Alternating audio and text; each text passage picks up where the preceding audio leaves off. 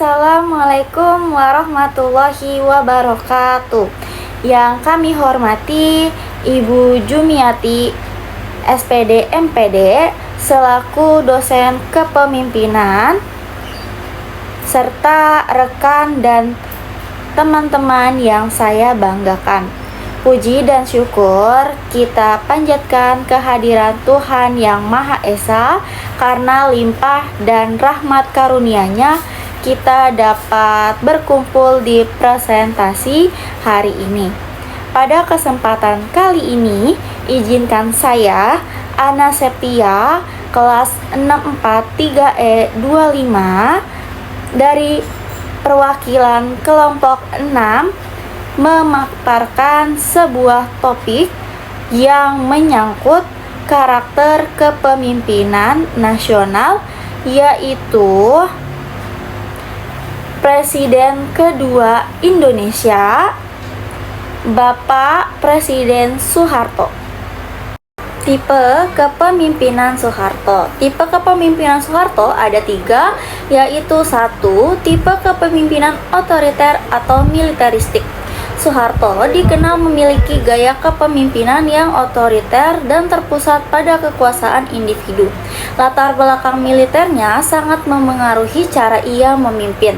Keputusan-keputusan penting sering diambil secara sepihak tanpa melibatkan banyak pihak. Struktur pemerintahan dibuat hierarkis dan disiplin dengan prinsip, yaitu perintah dari atas harus dilaksanakan tanpa bantahan. Kepemimpinan seperti ini membuat stabilitas politik dapat dijaga dalam waktu lama, tetapi juga membatasi ruang demokrasi dan kebebasan berpendapat masyarakat. Kedua, kepemimpinan paternalistik atau kepemimpinan bapakisme. Soeharto sering disebut sebagai Bapak Pembangunan, mencerminkan gaya kepemimpinan paternalistik di mana ia menempatkan dirinya sebagai figur ayah bagi rakyatnya. Ia berperan sebagai pelindung, pengayom, dan penentu arah pembangunan bangsa. Dalam model ini, rakyat diposisikan seperti anak yang harus patuh terhadap kebijakan Bapak. Pendekatan ini berhasil menciptakan stabilitas sosial dan loyalitas birokrasi, tetapi juga membuat masyarakat menjadi sangat tergantung pada pemerintah pusat. Ketiga, kepemimpinan karismatik dan tradisional. Soeharto memiliki karisma pribadi yang kuat di mata rakyat, terutama pada awal pemerintahannya. Ia dikenal tenang, tidak banyak bicara, dan sering menggunakan pendekatan budaya Jawa seperti tepas selira atau tenggang rasa dan nguwongko uwong atau memanusiakan orang lain. Nilai-nilai tradisional Jawa seperti manunggaling kawula Ian Gusti, yaitu kesatuan antara pemimpin dan rakyat, mewarnai gaya kepemimpinannya. Sikap ini menciptakan kesan wibawa dan kepercayaan tinggi dari rakyat pada awal Orde Baru. Gaya kepemimpinan Soeharto. Soeharto dikenal sebagai salah satu tokoh yang paling berpengaruh dalam sejarah politik Indonesia. Kepemimpinannya selama lebih dari 3 dasawarsa meninggalkan jejak yang sangat besar terhadap arah pembangunan ekonomi dan kehidupan sosial politik bangsa. Ada 5 gaya kepemimpinan Presiden Soeharto, yaitu 1. Otoriter paternalistik. Gaya kepemimpinan Soeharto dapat dikatakan bersifat otoriter paternalistik, yaitu menggabungkan unsur ketegasan, kontrol kuat terhadap kekuasaan, serta citra sebagai bapak bangsa yang melindungi rakyatnya. 2. menekankan stabilitas nasional. Dalam menjalankan pemerintahannya, Soeharto menekankan pentingnya stabilitas nasional sebagai dasar bagi pelaksanaan pembangunan. Ia percaya bahwa tanpa keamanan dan ketertiban, pembangunan ekonomi tidak akan berjalan dengan baik. Oleh karena itu, segala bentuk gerakan politik atau perbedaan pendapat yang dianggap dapat mengganggu stabilitas seringkali ditekan atau dikendalikan. Gaya seperti ini memperlihatkan karakter kepemimpinan yang menekankan disiplin, ketertiban, dan kepatuhan terhadap struktur kekuasaan. Ketiga, sentralistis. Soeharto juga memiliki gaya kepemimpinan yang bersifat sentralistis. Seluruh pengambilan keputusan penting cenderung terpusat pada dirinya, sementara lembaga-lembaga di bawahnya berperan sebagai pelaksana kebijakan. Walaupun demikian, ia tetap berupaya membangun citra sebagai pemimpin yang dekat dengan rakyat melalui simbol-simbol budaya dan pendekatan yang bernuansa paternalistik. Misalnya, ia sering tampil sebagai sosok bapak pembangunan yang dianggap bijak, sabar, dan berwibawa. Yang keempat, gaya kepemimpinan efektif dan berorientasi hasil. Gaya kepemimpinan Soeharto juga menonjol dalam efektivitas administrasi dan orientasi hasil. Ia menuntut pada bawahannya untuk bekerja dengan terukur, efisien, dan berorientasi pada pencapaian target pembangunan. Dalam konteks inilah muncul berbagai program pembangunan jangka panjang seperti Repelita, yaitu rencana pembangunan 5 tahun, dan pembangunan jangka panjang atau PJP dengan pendekatan manajerial. Seperti itu, Soeharto berhasil membawa Indonesia mencapai pertumbuhan ekonomi yang cukup tinggi, terutama pada dekade 1970 sampai 1980-an. Namun, sistem yang terlalu bergantung pada figur sentral seperti dirinya menyebabkan lemahnya kontrol terhadap praktik korupsi dan kolusi di lingkungan kekuasaan. Kelima, pragmatif dan adaptif. Selain itu, gaya kepemimpinan Soeharto juga memperlihatkan kecenderungan pragmatif, adaptif. Ia mampu membaca situasi politik dan ekonomi internasional untuk menyesuaikan kebijakan domestik. Misalnya, pada masa awal pemerintahannya, Soeharto membuka hubungan dengan negara-negara barat dan lembaga internasional seperti IMF dan Bank Dunia untuk mendapatkan bantuan ekonomi. Langkah ini menunjukkan bahwa meskipun ia memiliki gaya yang tegas dan konservatif dalam hubungan politik, ia cukup fleksibel dalam strategi pembangunan ekonomi. Namun, gaya kepemimpinan yang terlalu dominan dan mengandalkan kontrol ketat terhadap masyarakat sipil menimbulkan dampak negatif dalam jangka panjang. Ruang kebebasan berpendapat menjadi sangat terbatas, sementara sistem politik cenderung hanya menjadi alat legitimasi kekuasaan. Meskipun demikian, bagi sebagian masyarakat, Soeharto tetap dikenang sebagai pemimpin yang mampu menciptakan masa stabilitas dan kemakmuran relatif setelah masa penuh gejolak pada era demokrasi terpimpin. Secara keseluruhan, gaya kepemimpinan Soeharto dapat disimpulkan sebagai kombinasi antara otoritarianisme, paternalistis, dan pragmatisme pembangunan. Ia menggunakan kekuasaan secara terpusat untuk menjaga stabilitas, membangun ekonomi, dan mengatur tatanan sosial dengan menempatkan dirinya sebagai figur bapak yang memimpin dan mengayomi rakyat. Model kepemimpinan seperti ini berhasil menjaga ketertiban selama beberapa dekade, namun pada akhirnya juga memunculkan ketimpangan, korupsi, keterbatasan demokrasi yang menjadi faktor utama runtuhnya rezim Orde Baru pada tahun 1998.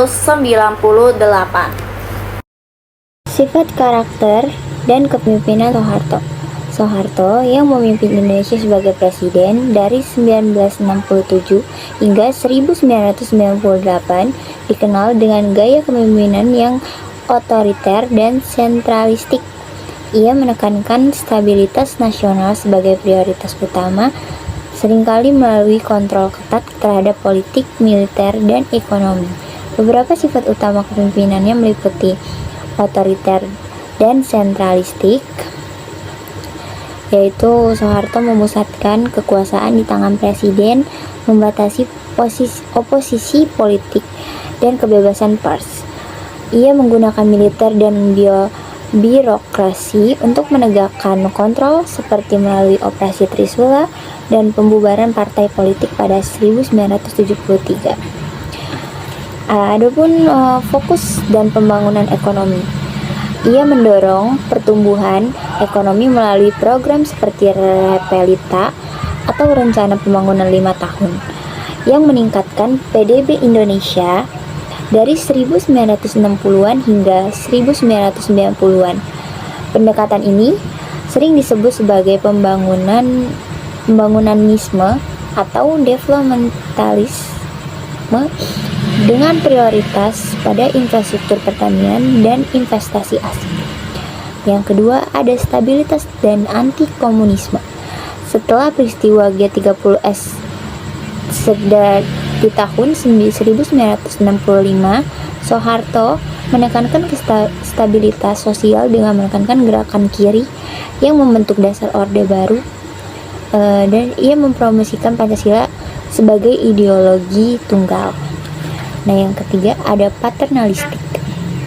Soeharto sering dipandang sebagai bapak bangsa yang melindungi rakyat, namun dengan kontrol yang ketat, termasuk intervensi dalam kehidupan sehari-hari melalui program seperti keluarga berencana. Adapun karakter kepemimpinan Soeharto, karakter pribadi Soeharto mempengaruhi gaya kepemimpinannya yang sering digambarkan sebagai disiplin, strategis, namun juga kontroversial. Ia lahir dari keluarga petani Jawa dan naik melalui karir militer yang membentuk sikapnya yang pragmatis dan berorientasi pada hasil. Dalam disiplin dan strategi, Soeharto dikenal sebagai pemimpin yang terorganisir dan visioner dalam hal pembangunan, tetapi ia juga menggunakan intelijen dan aliansi politik untuk mempertahankan kekuasaan. Ia jarang tampil publik secara emosional, lebih memilih pendekatan rasional. Dalam korupsi dan nepotisme, meskipun berhasil dalam ekonomi, kepemimpinannya ditandai oleh korupsi sistemik seperti skandal Soeharto INC yang melibatkan keluarga dan kroni. Ini mengakibatkan ketimpangan sosial dan kritik atas pelanggaran hak asasi manusia, termasuk penindasan di Timur dan Aceh. Dan yang terakhir ada konservatif dan tradisional. Ia menjunjung nilai-nilai Jawa seperti gotong royong dan hierarki yang tercermin dalam kebijakan yang menekankan kesatuan nasional di atas pluralisme. Secara keseluruhan, Kepemimpinan Soeharto membawa kemajuan ekonomi, tetapi juga represi politik yang berakhir dengan kerusuhan tahun 1998 dan pengunduran dirinya. Oke, baik, di sini saya akan menjelaskan sebab munculnya kepemimpinan Bapak Soeharto. Saya di sini ambil 9 sebab aja. Saya juga akan menjelaskan inti-intinya saja. Yang pertama, itu ketidakstabilan politik pada akhir pemerintahan Soekarno. Jadi di sini itu pada masa akhir Orde Lama, kondisi politik Indonesia ini lagi sangat kacau, sehingga banyak partai politik yang saling berebut kekuasaan dan pemerintahannya juga tidak efektif. Yang kedua itu ada konflik ideologi antara nasionalis, agama, dan juga komunis, atau bisa dibilang dengan Nasakom. Jadi di sini Soekarno mencoba menyatukan 3 kekuatan besar seperti nasionalis, agamis, dan juga komunis. Jadi namun beberapa perbedaan ideologi ini justru menimbulkan ketegangan dan juga konflik antara beberapa kelompok. Jadi yang ketiga, terjadinya peristiwa G3OS-PKI tahun 1965. Di sini gerakan 30 September atau bisa disebut dengan PKI menyebabkan terbunuhnya beberapa jenderal TNI Angkatan Darat. PKI juga dituduh sebagai dalang dan rakyat juga sangat amat marah besar, sehingga Soeharto sebagai Panglima Kostrad berhasil menumpas gerakan tersebut sehingga namanya mulai naik secara drastis. Yang keempat itu ada melemahnya kekuasaan dan wibawa Presiden Soekarno. Jadi di sini setelah peristiwa G3OS-PKI, Soekarno kehilangan dukungan dari militer maupun dari para rakyat, sehingga banyak yang menilai Soekarno tidak mampu lagi untuk memimpin negara yang lebih baik. Yang kelima itu ada dukungan kuat dari militer, terutama Angkatan Darat. Jadi untuk militer, khususnya Angkatan Darat, mendukung penuh Bapak Soeharto karena dianggap tegas dan juga anti komunis. Karena dukungan ini memperkuat posisinya Bapak Soeharto sebagai politik nasional.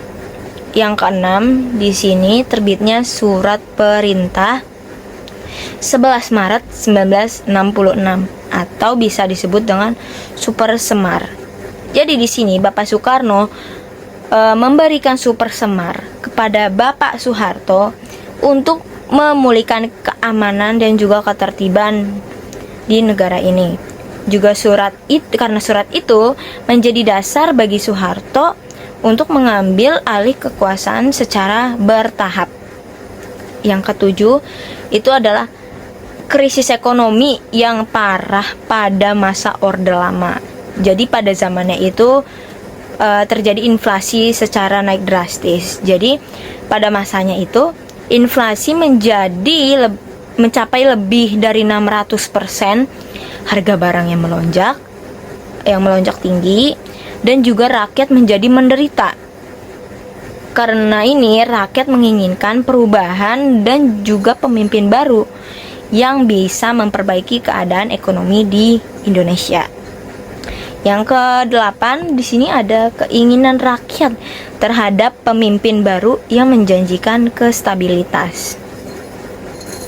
Jadi maksudnya di sini adalah masyarakat lelah sekali dengan konflik politik dan juga kesulitan dengan ekonomi karena terjadinya inflasi secara drastis naik 600%.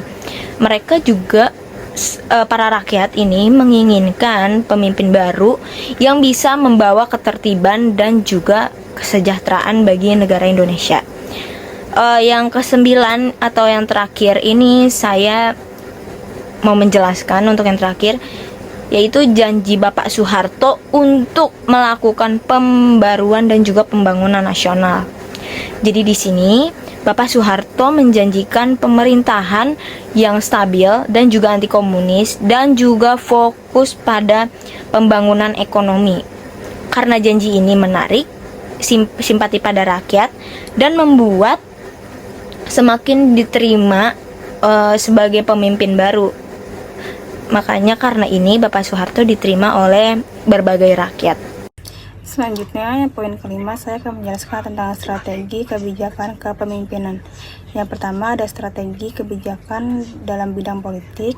Tujuannya menciptakan stabilitas politik agar pembangunan bisa berjalan lancar tanpa gangguan. Strategi dan kebijakan yang pertama, ada sentralisasi kekuasaan di tangan presiden. Semua keputusan penting dikendalikan langsung oleh Soeharto. Pemerintah daerah memiliki kekuasaan terbatas dan harus mengikuti instruksi pusat. Tujuannya agar keputusan cepat diambil dan kebijakan berjalan seragam di seluruh Indonesia. Dampaknya, pemerintahan jadi lebih teratur dan efisien, tapi rakyat dan pejabat daerah kehilangan kebebasan dalam mengambil keputusan. Lalu strategi dan kebijakan yang kedua ada penyederhanaan partai politik. Pada tahun 1973, Soeharto menggabungkan banyak partai menjadi 3 partai. Yang pertama ada Golkar atau pendukung pemerintah, yang kedua ada PPP, gabungan partai Islam, dan yang terakhir ada PDI, gabungan partai nasionalis dan Kristen. Hal ini dilakukan agar politik lebih stabil dan tidak banyak perpecahan. Dampaknya, situasi politik jadi tenang, tapi rakyat tidak bebas memilih partai sesuai keinginan mereka, karena kekuatan politik dikendalikan pemerintah. Lalu strategi dan kebijakan yang ketiga ada penerapan dui fungsi ABRI atau Angkatan Bersenjata Republik Indonesia.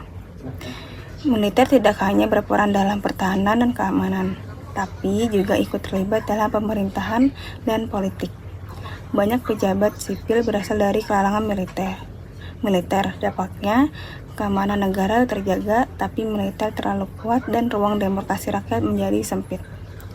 Lalu, strategi dan kebijakan yang keempat ada kontrol terhadap media dan kebebasan berpendapat. Pemerintah membatasi berita dan kritik terhadap presiden atau kebijakan negara. Media yang terlalu keras bisa dibredel atau ditutup. Dampaknya, masyarakat hidup tertib, tapi kebebasan dan demokrasi menurun drastis. Lalu strategi dan kebijakan yang kedua ada Repelita atau Rencana Pembangunan 5 tahun. Program pembangunan nasional yang berjalan tiap 5 tahun dengan fokus berbeda di setiap tahap. Contohnya, peningkatan pertanian, pendidikan, industri, dan kesejahteraan rakyat. Dampaknya, ekonomi tumbuh pesat dan banyak proyek pembangunan berhasil yang dilaksanakan. Lalu, strategi kebijakan yang kedua ada pembangunan infrastruktur besar-besaran. Soeharto membangun banyak jalan, jembatan, waduk, rumah sakit, sekolah, dan puskesmas. Tujuannya agar daerah terpencil bisa berkembang dan terhubung dengan kota. Dampaknya, mobilitas ekonomi meningkat dan masyarakat lebih mudah mengakses layanan dasar. Lalu yang ketiga ada fokus pada sektor pertanian dan swasembada pangan. Melalui program BIMAS atau bimbingan massal dan INMAS atau intensifikasi massal, petani diberi bantuan pupuk, benih, dan teknologi. Hasilnya, Indonesia berhasil swasembada beras tahun 1984 yang diakui dunia. Dampaknya, ketahanan pangan meningkat dan petani sejahtera, meskipun kemudian banyak masalah dalam distribusi dan korupsi subsidi. Lalu strategi dan kebijakan yang keempat ada mendorong investasi asing dan pinjaman luar negeri. Soeharto membuka pintu bagi investor asing dan lembaga keuangan dunia seperti Bank Dunia dan IMF.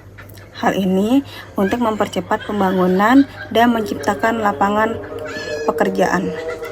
Dampaknya, ekonomi tumbuh pesat, tapi Indonesia menjadi tergantung pada utang luar negeri. Lalu, strategi kebijakan yang kelima ada masalah KKN atau korupsi, kolusi, dan nepotisme.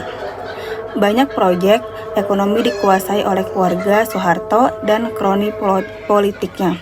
Akibatnya, kekayaan hanya dinikmati oleh segelintir orang, dan dampaknya kesenjangan sosial meningkat dan menjadi salah satu penyebab kejatuhan Orde Baru.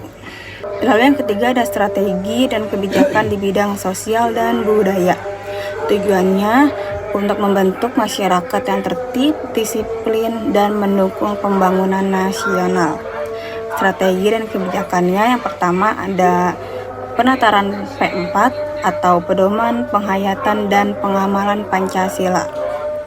Dilaksanakan di sekolah, instansi pemerintah, dan masyarakat umum. Tujuannya agar rakyat memahami dan mengamalkan nilai-nilai Pancasila. Namun, dalam praktiknya juga dipakai untuk menanamkan kesetiaan kepada pemerintah. Dampaknya, masyarakat jadi lebih disiplin dan nasionalis. Tapi, banyak yang takut mengkritik kebijakan pemerintah. Nah, yang kedua ada peningkatan pendidikan dan kesehatan. Soeharto membangun SD, Inpres atau Sekolah Dasar Instruksi Presiden, dan Puskesmas atau Pusat Kesehatan Masyarakat di seluruh daerah. Tujuannya agar semua anak bisa sekolah dan masyarakat mudah berobat. Dampaknya, angka melek huruf meningkat dan kesehatan masyarakat membaik. Lalu, strategi dan kebijakan yang ketiga ada program keluarga berencana atau KB. Diluncurkan untuk mengendalikan jumlah penduduk agar kesejahteraan meningkat. Slogannya, 2 anak cukup. Dampaknya, pertumbuhan penduduk menurun, kesejahteraan keluarga meningkat. Lalu, strategi dan kebijakan yang keempat ada menumbuhkan nilai gotong royong dan disiplin nasional. Pemerintah mendorong masyarakat hidup tertib, disiplin, dan bekerja sama dalam pembangunan. Dampaknya, muncul budaya kerja keras dan rasa persatuan walau terkadang kebijakan ini terlalu dipaksakan. Selanjutnya saya akan menjelaskan tentang pengaruh kepemimpinan tokoh publik Soeharto. Soeharto adalah presiden kedua Indonesia yang memimpin selama lebih dari 30 tahun, dari tahun 1966 sampai 1998. Masa pemerintahannya dikenal dengan sebutan Orde Baru. Kepemimpinan Soeharto membawa banyak pengaruh besar bagi Indonesia. Ada yang positif dan ada juga yang negatif. Yang pertama, saya akan menjelaskan pengaruh kepemimpinan Soeharto pada bidang politik. Soeharto berhasil membuat keadaan negara lebih stabil setelah masa kacau di akhir pemerintahan Soekarno. Setelah Soekarno turun, situasi politik Indonesia sempat tidak menentu. Soeharto kemudian menata kembali pemerintahan dan membuat suasana menjadi lebih aman dan terkendali. Dengan bantuan militer, ia berhasil mengurangi konflik politik dan menjaga keamanan nasional agar pembangunan bisa berjalan lancar. Namun, ia juga terlalu berkuasa karena semua keputusan penting dikendalikan oleh dirinya dan militer. Dalam masa pemerintahannya, Soeharto menjalani sistem pemerintahan yang sangat terpusat. Artinya, semua keputusan besar diatur langsung oleh presiden. Militer memiliki peran besar dalam politik, dikenal dengan istilah duifungsi ABRI, yaitu militer berperan ganda sebagai penjaga keamanan sekaligus ikut mengatur pemerintahan. Selanjutnya, kebebasan rakyat dibatasi, orang yang mengkritik pemerintah bisa ditangkap atau dibungkam. Soeharto tidak suka bila ada pihak yang menentang kebijakannya. Karena itu, media aktivis dan mahasiswa yang mengkritik pemerintah sering ditekan atau bahkan ditangkap. Akibatnya, rakyat hidup dalam keadaan tenang dan tertib, tetapi tidak punya kebebasan untuk berpendapat. Lalu yang kedua, pengaruh kepemimpinan di bidang ekonomi. Pada masa Soeharto, Indonesia mengalami kemajuan pesat, banyak pembangunan jalan, sekolah, dan puskesmas. Soeharto menjalankan program besar bernama Repelita atau Rencana Pembangunan 5 Tahun. Melalui program ini, pemerintah membangun infrastruktur di seluruh Indonesia. Hasilnya, banyak daerah yang sebelumnya tertinggal mulai berkembang. Jalan, jembatan, sekolah, dan puskesmas mulai tersedia hingga ke pelosok desa. Indonesia sempat sukses swasembada beras pada tahun 1984. Ini menjadi salah satu pencapaian besar di masa Soeharto. Melalui program pertanian dan bantuan kepada petani, Indonesia berhasil mencukupi kebutuhan beras sendiri tanpa harus impor dari luar negeri. Pencapaian ini bahkan diakui oleh dunia internasional dan membuat Indonesia mendapat penghargaan dari FAO atau Organisasi Pangan Dunia. Tapi di sisi lain banyak terjadi korupsi, kolusi, dan nepotisme atau KKN. Dan kekayaan banyak dikuasai oleh kelompok tertentu. Walaupun ekonomi berkembang sebagian besar, keuntungan hanya dinikmati oleh orang-orang dekat Soeharto dan keluarganya. Banyak proyek yang dikuasai oleh kelompok tertentu, sehingga muncul praktik KKN atau korupsi, kolusi, nepotisme. Akibatnya, kesenjangan antara orang kaya dan miskin semakin lebar. Ketika krisis ekonomi Asia terjadi pada tahun 1997, ekonomi Indonesia jatuh dan membuat rakyat menderita. Lalu yang ketiga ada pengaruh kepemimpinan di bidang sosial dan budaya. Soeharto mendorong masyarakat untuk hidup tertib dan gotong royong. Ia ingin rakyat Indonesia menjadi masyarakat yang disiplin, rukun, dan bekerja sama demi kemajuan bersama. Nilai-nilai seperti gotong royong dan persatuan sering ditekankan dalam berbagai kegiatan masyarakat dan pendidikan. Pendidikan dan layanan kesehatan semakin meluas ke daerah-daerah. Pemerintah membangun banyak sekolah dan puskesmas di seluruh Indonesia agar rakyat di desa juga bisa menikmati pendidikan dan layanan kesehatan. Program ini membantu meningkatkan taraf hidup masyarakat dan mengurangi kemiskinan. Tapi masyarakat juga dianjurkan untuk selalu patuh sehingga kritik terhadap pemerintah jarang muncul.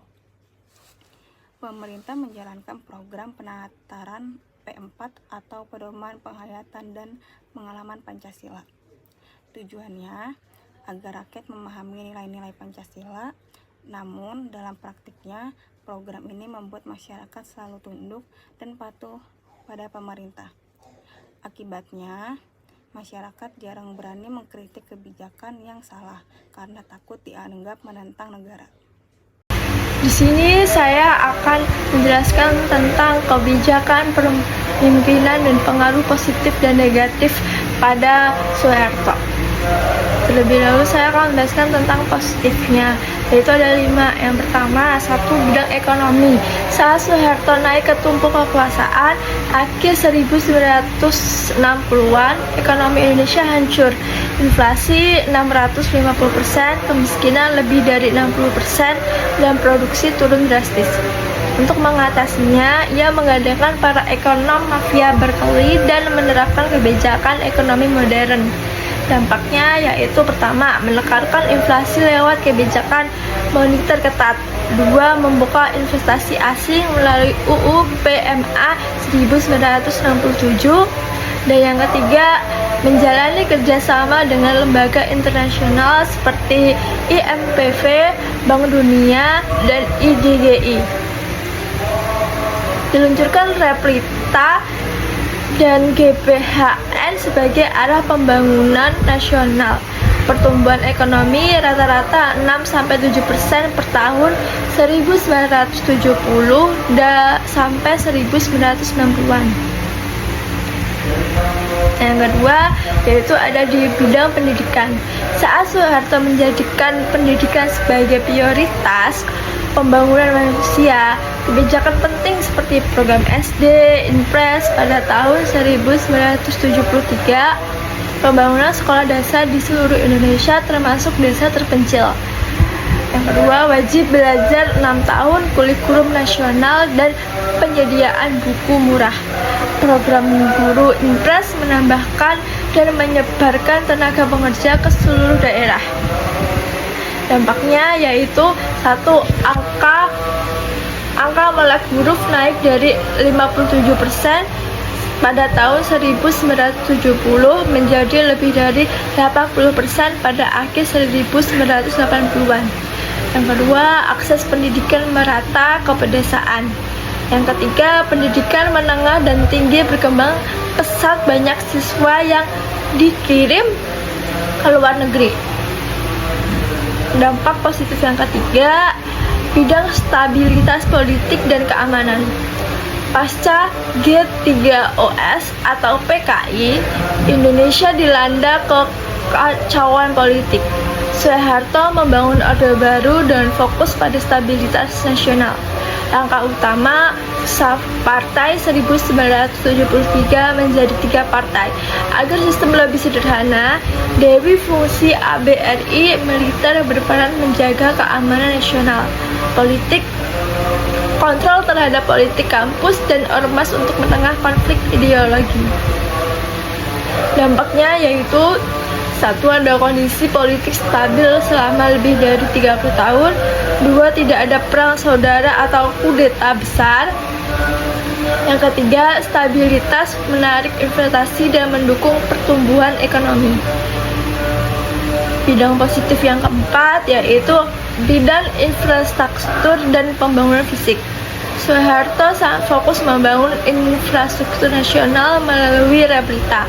Pembangunan besar yang menonjol Tol Jogorawi atau tol pertama Indonesia, Waduk Jatiluhur dan Kedung Ombo untuk irigasi dan listrik. Pelabuhan, bandara, serta jaringan jalan antar daerah, program PLN, pabrik pupuk, dan kilang minyak. Program IDT dan KUT untuk pemberdayaan desa. Dampaknya yaitu: pertama, 1. Ada daerah terpencil terkecuali dengan pusat ekonomi. Kedua, pertumbuhan wilayah lebih merata. Yang ketiga, produktivitas petani dan industri meningkat. Bidang yang positif yang kelima yaitu bidang hubungan internasional. Soeharto menjalani politik luar negeri bebas sampai aktif secara realistis dan stabil. Langkah penting mendirikan ASEAN pada tahun 1967 untuk kerjasama regional dan stabilitas Asia Tenggara. Yang kedua, menjadi ketua KTT Gerakan Non-Blok 1992 yang meningkatkan citra Indonesia di dunia. Menjalani kerjasama ekonomi dengan Jepang, AS, dan Eropa untuk berinvestasi dan bantuan luar negeri. Aktif di OKI memperkuat posisi Indonesia di dunia. Dampaknya yaitu: yang pertama, Indonesia dihormati sebagai negara stabil dan berpengaruh di Asia Tenggara. Kedua, investasi asing meningkat pesat. Yang ketiga, hubungan diplomatik Indonesia membaik di tingkat global. Dampak negatif yang pertama yaitu bidang kebebasan politik. Pada masa Orde Baru, Soeharto membatasi kebebasan politik demi stabil nasional. Fusi Partai 1973, semua partai dipaksa bergabung menjadi 3, Golkar, PPP, dan PDI. Golkar selalu menang karena didukung aparat negara. Yang ketiga, kebebasan pers ditekan. Media dikontrol ketat melalui izin SIUPP. Media yang kritis seperti Tempo dan Detik dibradel. Dampak, demokrasi hanya formalitas rakyat untuk mengkritik pemerintah dan muncul budaya politik yang apatis. Yang kedua yaitu di bidang negatif, bidang ekonomi, bidang korupsi, kolusi, dan nepotisme atau yang disingkat dengan KKN. KKN menjadi ciri utama pemerintah Soeharto. Yang kedua, korupsi sistematik. Proyek besar dijadikan sarana memperkaya pejabat dan kroni. Yang ketiga, kolusi dan nepotisme. Keluarga Soeharto dan pengusaha dekat mendapatkan hak monopoli tanpa tender. Yang ketiga, dampak ekonomi dikuasai elite, persaingan usaha tidak sehat, dan kepercayaan rakyat pada pemerintahan menurun. Yang ketiga, bidang hak asasi manusia atau HAM. Satu, pertama, pemerintahan menggunakan kekuatan militer untuk menekankan perbedaan pendapat. Pelanggaran HAM berat. Yang pertama, tragedi Tanjung Priok pada tahun 1984. Yang kedua, invasi Timur Timur pada tahun 1975, penembakan misterius 1980-an, penculikan aktivis pada tahun 1997 sampai 1998. Dampak rakyat hidup dalam ketakutan, kebebasan berekspresi dibungkam, dan kesadaran kritis masyarakat melemah.